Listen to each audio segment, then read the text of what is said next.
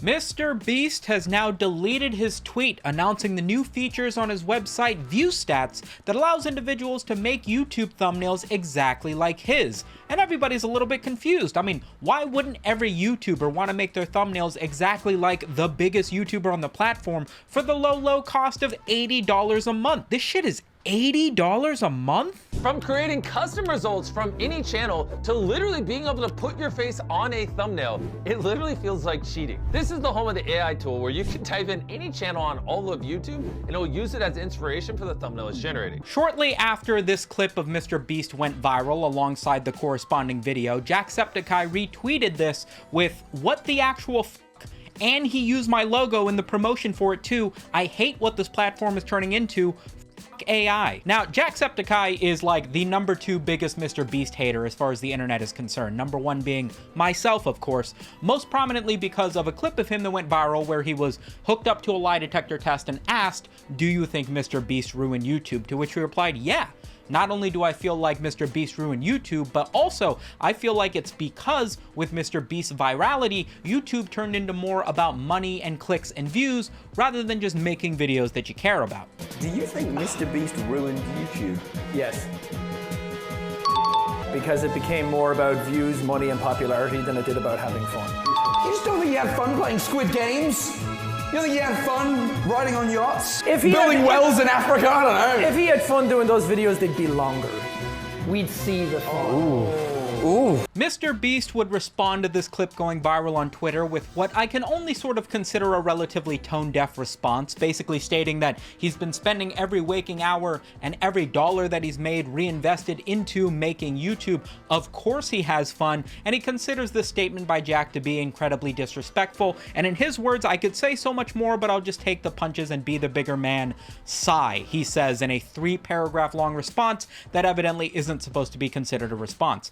Evidently, Jacksepticeye and MrBeast talked offline, and Jacksepticeye responded with, "Okay, I kind of rescind it," but you can see with this going as viral as it did, Jacksepticeye's logo is probably the second to last one that you'd want to use in your promotional video showcasing how any YouTuber can now basically steal the artist style, the personality, and the overall vibe of another YouTube's content creator at the click of a button. The #1 sin, in my opinion, isn't even Jacksepticeye, it's the fact that you used Moist Critical's icon up on your website that's supposed to make great clickable thumbnails. That dude's been making the worst thumbnails on the platform for 10 years straight. Who's copying Moist Critical? In a relatively lengthy response, Point Crow on Twitter points to the hypocrisy of MrBeast's involvement in such an endeavor, showcasing a tweet that he posted back in 2021 showing resentment for the fact that the largest content creator in Russia was effectively stealing his thumbnails and then photoshopping their own face onto it, only to now turn around and create or fund or be a part of a website that effectively uses AI to do the exact same thing, seemingly not being cool with his thumbnails being stolen for the purpose of another YouTube channel, but being totally cool with stealing everybody's thumbnail on the whole to feed into an algorithmic program to help people generate their own stolen copies of thumbnails. I know I might be showing my age here, but I remember back in the heyday of MrBeast and PewDiePie teaming up to, get as many people to subscribe to PewDiePie and what have you, and a number of different people were talking about Morgs, a YouTuber who was effectively just remaking MrBeast videos a little bit after MrBeast made his own. Basically, MrBeast would upload some sort of challenge, and then Morgs would make effectively the exact same challenge with the exact same thumbnail and grew to millions and millions of subscribers for just copying MrBeast. I remember MrBeast even snarking Morgs on Twitter, saying 24-hour challenge to come up with original content because copying is cringe. Unless it's $80 a month. There's a couple different payment options here. The $250 option is for people like MrBeast who have dozens of channels and just want to buy one thing to handle all of them. The $50 one is effectively like a YouTube coaching course, except it's all automated AI and it'll tell you, hey, these videos did good, make more of them. These videos are bad, kill yourself, But the $80 version here is the one that features the plus AI. That's the one that is being highlighted by MrBeast in this video. That's the one that lets you take your face and paste it over any other face on the thumbnails that you want.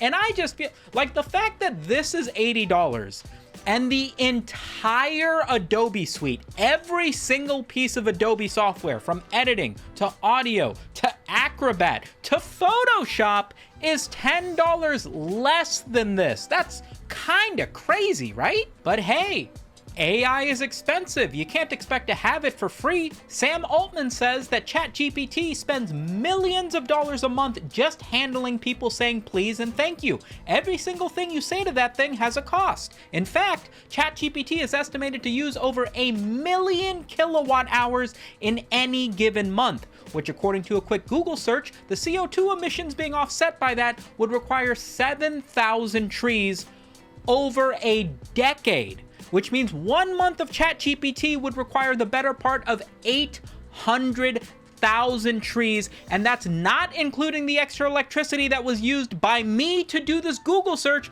because Google forces me to have an AI overview of it. God forbid Taylor Swift used ChatGPT on her jet. I think the earth would explode. Sumito, why in God's name are we trying to calculate the offset of CO2 emissions caused by ChatGPT in trees? Well, it's because MrBeast has made quite a point of making himself a bit of an environmentalist. You remember him planting 20 million trees for Team Trees when he hit 20 million subs? Or removing 30 million pounds of trash from the ocean when he hit 30 million subs? ChatGPT is burning through that number of trees every 2 years. Now listen, I'll be the first one to say that it's silly to compare his little website to the entirety of ChatGPT, but it does point a little bit to the hypocrisy of MrBeast taking advantage of these initiatives to make himself seem like an environmentalist, and then subsequently burn through all of that by supporting the industries that are causing most of those things to disappear in their electricity use. Are we prepared to do another Team Trees every 2 years, or are we just going to collect the benefits from the signups on this and not talk about it? You remember when Amazon announced their Amazon Fresh stores would allow you to just walk in, pick out whatever you want, and then walk out and you would be automatically charged, and apparently it was run through AI, but then was later revealed to actually be done by 1,000 Indian workers remotely? I would love for this to be the case. Just MrBeast sitting at home giving you stupid fucking feedback on your stupid fucking thumbnails because AI isn't actually real. Playing a little bit of devil's advocate here, I do have to speak to what AI means on the whole. Recently, I bumped across a Reddit post that showcased that PewDiePie in his PC building video seemed to have used AI to make the image of the PC that's behind him. And most of the feedback in the comments of that Reddit post were basically like, yeah, who cares? But not, yeah, who cares? Let AI take over the world. I don't care, I'm not an artist. But more so, yeah, who cares? He used AI to make a picture of a computer instead of just stealing a picture from somewhere in Google Images. Is it really any different? And to that notion, yeah, I guess so. I mean, it's not like every single thumbnail on YouTube is something that was commissioned by an artist and had weeks and weeks of work, thought, personality put into to become this ultimate opus of representation of what that channel is about. Some of them, like my very own, are just other people's photos thrown into Photoshop that I didn't exactly I mean, the fucking thumbnail for this photo is probably one I stole from one of MrBeast's photos, so am I not also being a little bit hypocritical here? MrBeast states in a response to Point Crow that his goal with ViewStats is to build tools to level the playing field between people like me with 300 employees and a new creator that can't afford a small army. Basically harping the idea that YouTube is entirely dependent on your thumbnail for the most part. The idea that you can still make a fantastic video that is not going to get the amount of viewership that it deserves or could get if the thumbnail isn't up to par. And so the ability to be able to press a button and generate a thumbnail that has all the information of every good thumbnail that's ever been put onto YouTube and then give that to you so that you can focus on making great videos is supposed to be the thing that opens the doors for a bunch of creators. Do I feel like there are creators whose videos deserve millions of views that aren't getting millions of views? Maybe a few, but what I really think this is going to encourage is the people who are making Fortnite Let's Plays that are 4 hours long to now have an insane MrBeast thumbnail and then arbitrarily receive a bunch of views from people clicking on it to still just end up watching the same shitty videos anyway, and then everybody who is making good videos is now going to feel like they're forced to have to also conform to that normality in order to even have a chance. This feels like it's going to hurt the people that are actually making good videos because you're elevating the shit up to my nose. Most importantly though, it isn't quite as simple as AI good or AI bad, MrBeast good or MrBeast bad. It is the combination of the two.